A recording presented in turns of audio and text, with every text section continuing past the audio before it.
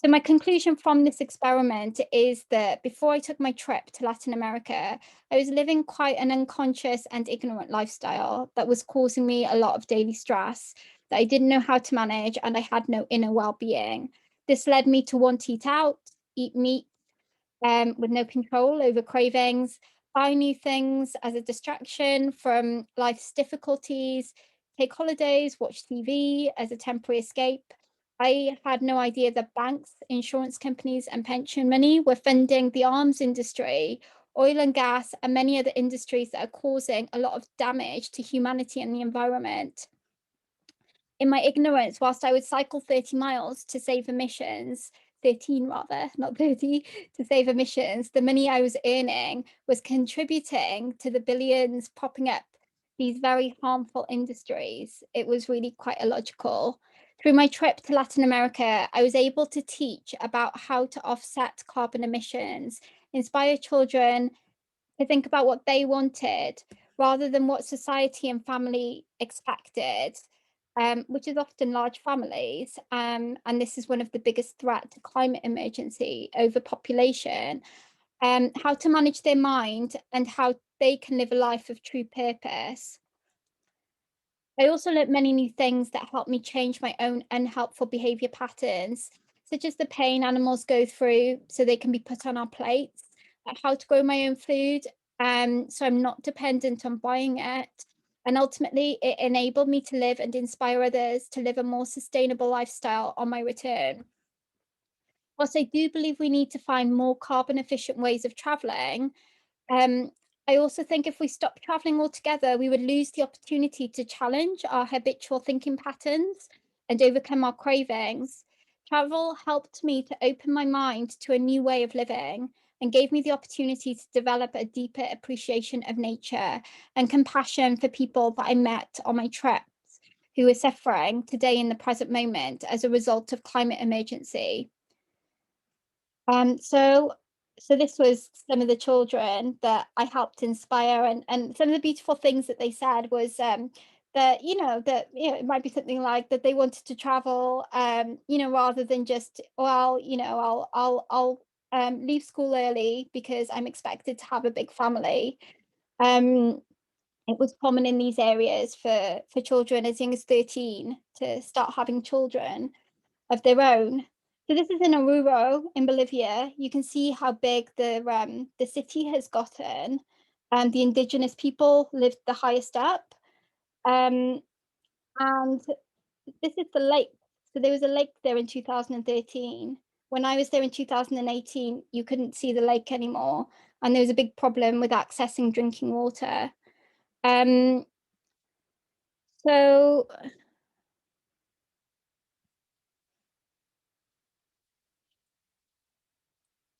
this gave me a strong motivation to change my lifestyle and condition behavior, seeing this all from firsthand.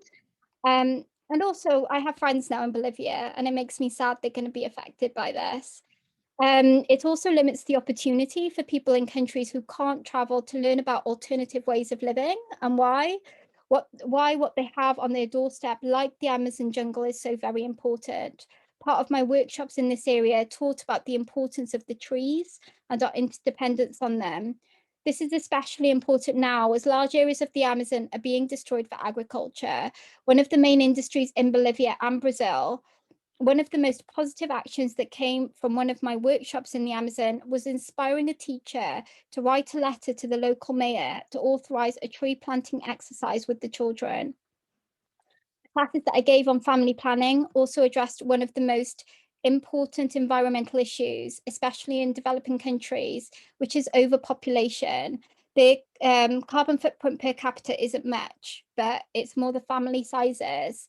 I encouraged the children to have a family, but when they were ready and in a stable relationship and consciously, rather than being driven by unconscious desires, through my work with the Office of Social Services. Travel also offers the time and space to break down conditioned thinking and learn new ways of thinking, behaving, and approaching life. One of my life-changing moments was seeing the Dalai Lama in Dar es Salaam. I had seen many videos of him talking, but seeing him up close answered my question as to what true happiness was. He had an aura of peace and happiness surrounding him, something that could only be felt when it was in his presence, and that a video or audio could not transmit in the same way. It inspired me to learn how to control my mind, develop myself, and live a more minimalistic and ethical life with more compassion for myself and others. So, without hearing such an inspirational person in person, I believe my journey would have been much harder. And this quote sums it up. Um, I believe that, so this is a quote from Paul Ekman, who's a professor of psychology and director of human interaction. And he said, I believe that physical contact with that kind of goodness can have a transformative effect, which is what I found. I think in my case, for where I am in life, my travel trips will predominantly consist of charity trips, giving workshops, which will offset my travel contamination. And I will, as far as possible, use the most environmental way of traveling overland to conduct these projects. I do, however, think this is a process, and many people need the opportunity to travel, to learn initially, especially backpacking, and then adapt to a more sustainable way of living, especially when modern living often pressurizes us to live a life that's very harmful to the environment. By stepping out of society for a period of time, even if it involves taking 1 or 2 flights, we can return with a healthier state of mind and change our way of living more sustainably, and also inspire others to change theirs. Many people who travel also tend to have less children because they find other passions and life purposes. And although having a child is a beautiful thing, we know now from studies overpopulation is one of our biggest challenges. So here is a photo of that. So another thing to bear in mind is, even with flight emissions, home energy in winter is more than a flight and living in a hot country, according to calculations. It takes a lot of strength and conviction to challenge the consumer-driven society we live in and live a life that is true to us. It is, however, worth the effort, both for our own well-being and for the planet. This relates to any passion, not just travel. So for those who are less interested in travel that are here today, your inspiration might come from meditation, music, art, the love of a pet or a child. By developing these qualities of unconditional love in any way that works for you, my hope is that gradually this will extend out to compassion for the planet and all living beings. From my research, there are 2 main ways we can tackle the problem of climate change. One, reducing and offsetting our own emissions by supporting projects that are aligned with the environmental needs of the day, and also reducing your personal emissions. At a collective level, we must work together to reduce emissions. No one person can prevent the catastrophe of climate emergency. It can only happen through collective global change in behaviour in support of this. From this perspective, any person or organisation that is educating and helping to change collective thought and behaviour on this issue is essential to tackling the problem. It has been stated in the Paris Agreement that emissions must come down to 2 tonnes by 2050. If the average emission in a Western country is 14 tonnes per person and population sizes are growing at a phenomenal rate, we have a big challenge on our hands. So if you'd like to learn more on how your carbon footprint affects others and how you can reduce your carbon footprint, I'll put a link to my blog in the chat. And I also have YouTube videos of some other talks that I've done. So with the Malaysian government on palm oil, oceans, how we can protect our oceans, and the UN model event on how it's related to human rights issues. So you can find that easily just putting my name into YouTube. So that's the end of my talk. My next big project that I'm hoping to do is walking the Ganges when it's possible to do that, and giving workshops on human rights, well-being, sustainability, family planning, and compassion in the communities along the way. And I hope to learn from them too, because I think they know a lot more than I do about environmental issues. So I hope to do this, and I hope to make my way to India overland, hopefully. Um, so that's the end of my talk. I'm very sorry that it has been super long, but hopefully it's been helpful. And I'm going to unmute you all. And how would you best describe your diet? So I eat cheese sometimes, very rarely. So I'll give it vegetarian, but the only thing I eat is cheese. In a week, how much do you spend on food from restaurants, canteens, and takeaways?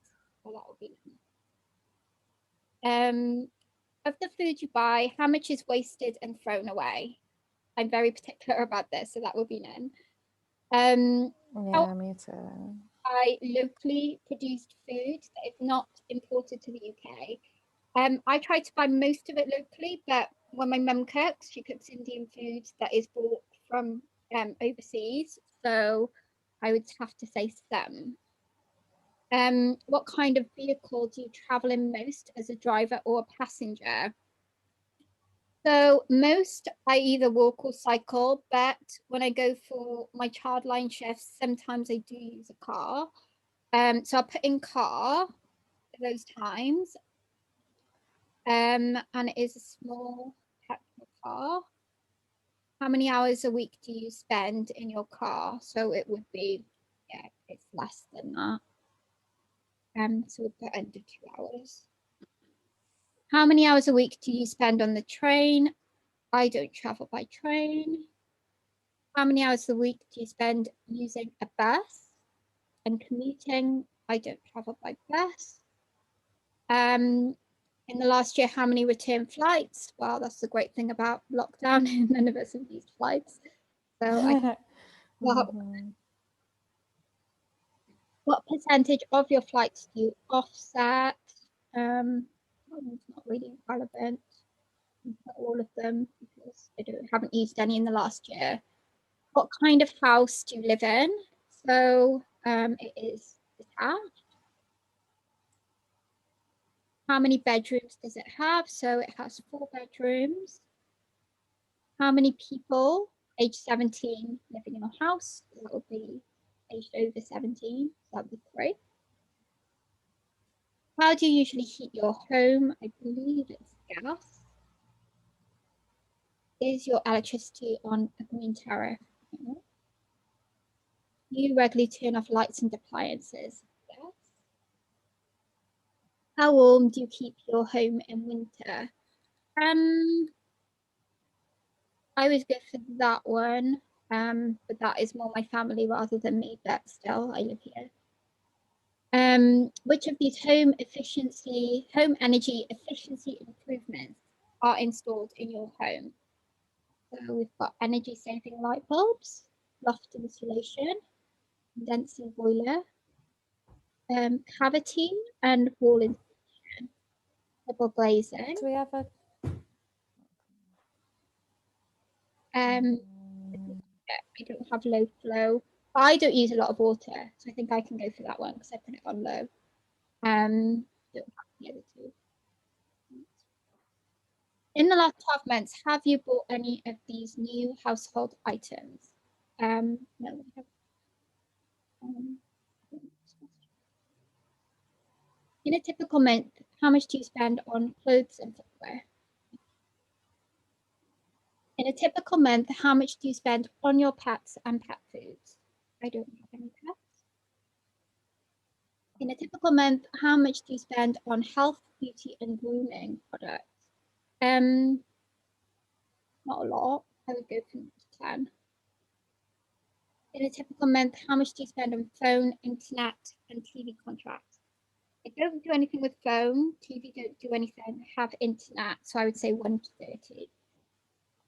Which of these types of waste do you recycle and or compost? So food, paper, plastic where possible, but a lot isn't recyclable. And then tin cans. And then glass, because I reuse glass jars. So there, finish. I don't know, did I go too quick? Is anyone still going? No, I've nearly I've finished mine as well. Okay, cool. So yeah, you can put your postcode in if you want, or you don't have to. Um,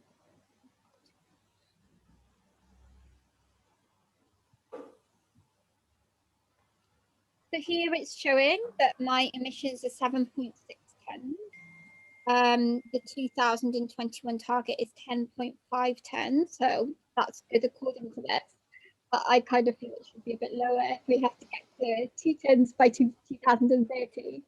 But an important thing to bear in mind with this is that this is also taking into consideration collective emissions, some of which we don't have much control over, so like schools and health systems.